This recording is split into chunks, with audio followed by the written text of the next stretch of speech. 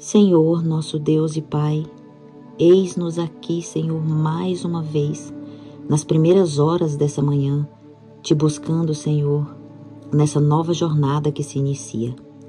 E antes de mais nada, Senhor, eu gostaria de humildemente lhe pedir, Pai, que independente das circunstâncias em que cada mulher se encontra em diferentes partes deste mundo, que o inimigo jamais venha impedir, Pai, ter poder, Senhor, para fazer com que nós deixemos de te buscar, ó Deus. Que nós possamos, ó Pai, vencer as nossas lutas, que nós possamos, ó Deus, enxergar as batalhas do inimigo, que irá tentar fazer com que cada uma desanime dessa nova jornada, com que cada uma não te busque, não viva a intimidade contigo, ou que não te conheça mais profundamente, Senhor. Nós sabemos, meu Deus, que a busca, ela é diária, ela é incessantemente, meu Deus. E eu te peço, Pai,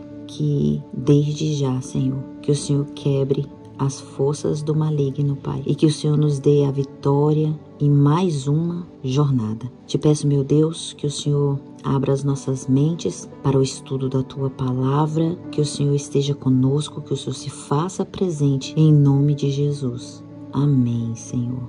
Amém. 12 filhos, 12 anjos, 12 apóstolos, 12 portais, 12 personalidades. As 12 tribos que nós vamos estudar agora, a gente vai perceber ao longo do estudo que ela começa por uma família. E está lá em Gênesis, no começo da Bíblia. E engraçado e o curioso é que começa em Gênesis e termina em Apocalipse. Quando nós pensamos hoje no tempo do fim, eu faço uma pergunta para você. O que você pensa quando é falado tempos do fim? Bom, a gente pensa no selamento, certo? E em Apocalipse 7, do 5 ao 8, a gente vê exatamente as tribos sendo seladas. Só que para eu falar desse assunto, eu gostaria antes de fazer uma pergunta. Vocês já leram o livro O Terceiro Milênio e as Profecias do Apocalipse de Alejandro Bulhon? Se não leram, aguce as suas curiosidades para vocês lerem esse livro. Só para que vocês entendam, gente, é preciso eu fazer essa introdução, não é? Para nós começarmos a falar das 12 tribos, porque de repente você deve estar falando, a Deise está falando de Apocalipse e tal, mas é preciso e provavelmente eu vou ter que dividir a introdução para que o áudio não fique cansativo. Mas eu peço em nome de Jesus, permanecemos firmes aqui, porque tudo isso faz parte do estudo. E para que você entenda, lá em Apocalipse 7 diz assim, e depois destas coisas, ou seja, eu pergunto, depois de que coisas? Nós vemos que Apocalipse 6, um capítulo anterior, estava falando de um assunto, falando dos ventos. E o que isso significa? Todas vocês, eu sei que muitas de vocês que estão aqui no grupo já sabem o que significa, mas nós também temos pessoas que não sabem o que significa. Ou seja, vento significa guerras, significa derramamento de sangue, tribulações, que, falando em outras línguas, são os demônios encarcerados, os piores demônios encarcerados, que Deus não permitiu que fosse solto, mas será solto somente quando os anjos, né, que Deus vai dar ordem para que esses anjos, né, eles soltem os 4 ventos, que é guerra. Apocalipse é um livro simbólico. E Apocalipse 6 é a abertura dos 7 selos. E nada melhor para entender o tema tão importante quanto aos selos, quanto o livro que eu acabei de indicar para vocês, de Alejandro Bulhon. Esse livro, ele esboça, ele esclarece tudo. É tanto que na capa do livro está escrito, né, o terceiro milênio e as profecias do Apocalipse, como viver sem medo do futuro. porque geralmente é o que Satanás tenta fazer conosco. E neste capítulo apresenta a história da igreja desde o cristianismo até a segunda vinda de Cristo. Ali são abertos selos. Isso está na Bíblia, e o livro também, ele esboça tudo isso de uma forma mais clara. São abertos selos ali. Os primeiros 4 selos são representados por cavalos.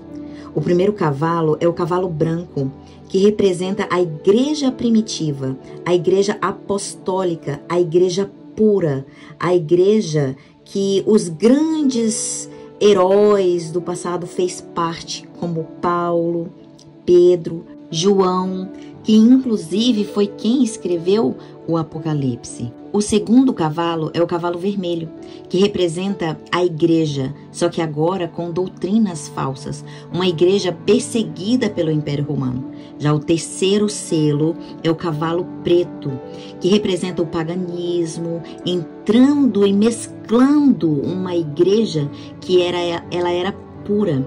E inclusive o grande conflito também fala sobre isso, que foi um tempo onde ali Constantino e com o seu poder, ele coloca várias coisas totalmente diferentes do original de Deus. O quarto cavalo é o cavalo amarelo, onde a religião ali é totalmente dominada pelo papado, e isso começa desde 538 depois de Cristo.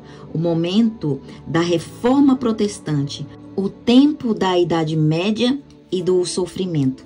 Já o quinto selo, ele não é representado pelo cavalo, mas sim com as orações dos mártires sendo ouvida. Já o sexto selo é aonde começa a nossa era. É a era do tempo do fim, onde nós estamos vivendo o período de Laodiceia, a última igreja, a última história desse mundo.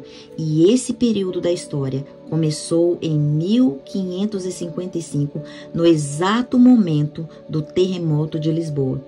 Aqui sim abre o sexto período. Se você for lá em Apocalipse 6:12, diz assim: vi quando o Cordeiro abriu o sexto selo e vi um grande terremoto. Gente, isso é só uma introdução. Eu preciso fazer essa introdução para que nós possamos entrar avante no estudo, tá bem? Continuando. O sol se tornou negro como um saco de crina, ou como um silício, né? Tem Bíblias que falam saco de crina, ou se tornou negro como um silício, e a lua como sangue. Isso nós já sabemos que já aconteceu, né? 1780. Agora, se você ver e estudar e pesquisar, e for até mesmo na internet, pesquise no Google, que você vai ver que isso marca o período do tempo do fim. Tá lá, tá na história, está nas bibliotecas, em todo lugar onde você vê e estudar sobre o terremoto de Portugal. E também sobre o escurecimento da lua, né, e do sol. Ou seja, estamos vivendo o último período, a última igreja, o tempo do fim, a hora do selamento do povo. E quando nós vamos lá em Apocalipse 7, 1 e 2, eu vou até ler para vocês. Olha o que está escrito no Apocalipse 7, 1 e 2. E depois dessas coisas, vi 4 anjos que estavam sobre os 4 cantos da terra, retendo os 4 ventos da terra, para que nenhum vento soprasse sobre a terra, e nem sobre o mar, nem contra árvore alguma. Vi outro anjo subir da banda do sol nascente, e que tinha o selo do Deus vivo, e clamou com grande voz aos 4 anjos que foram dado o poder de danificar a terra e o mar. Então, como eu acabei de falar, o que são os 4 ventos? São pragas, são guerras, são derramamento de sangue. E é aí aonde a gente vê que antes de tudo isso acontecer, vai haver um selamento. E é aí aonde a gente entra exatamente nas tribos. cada tribo sendo selada. E isso está em Apocalipse capítulo 7, o versículo 5 a 8, que diz assim, vamos ver. Da tribo de Judá havia 12.000 sinalados, da tribo de Ruben, 12.000, da tribo de Gade, 12.000, da tribo de Assé, 12.000, da tribo de Naftali, 12.000, da tribo de Manassés, 12.000, da tribo de Simeão, 12.000, da tribo de Levi, 12.000, da tribo de Isacar, 12.000, da tribo de Zebulão, 12.000, e da tribo de José, 12.000, e da tribo de Benjamim, 12.000. O que vocês perceberam aqui? Que Dan e Efraim não estavam fazendo parte dessas tribos, dessas 12 tribos que vai herdar o reino dos céus. Por quê? Já se perguntaram? Nós vamos entender mais para frente. E não é somente sobre isso. Nós precisamos também entender em qual das tribos nós nos encaixamos. Porque não é sangue mais, não é sobre descendência de sangue, mas sobre característica. Gente, eu peço que vocês não percam esse estudo. Não é somente sobre isso, porque muitas de vocês podem pensar, mas eu já assisti sermão, eu já sei que a Deise vai falar somente sobre isso. Não é somente sobre isso, é mais profundo o estudo. E nós vamos entender por que Dan não foi selado e não está fazendo parte das 12 tribos, por que Efraim também não. Amanhã nós veremos a segunda parte do estudo e eu apelo a cada uma de vocês, não é somente sobre isso, mas nós vamos nos aprofundar nessas 12 tribos de Israel. Que Deus abençoe a cada uma de vocês.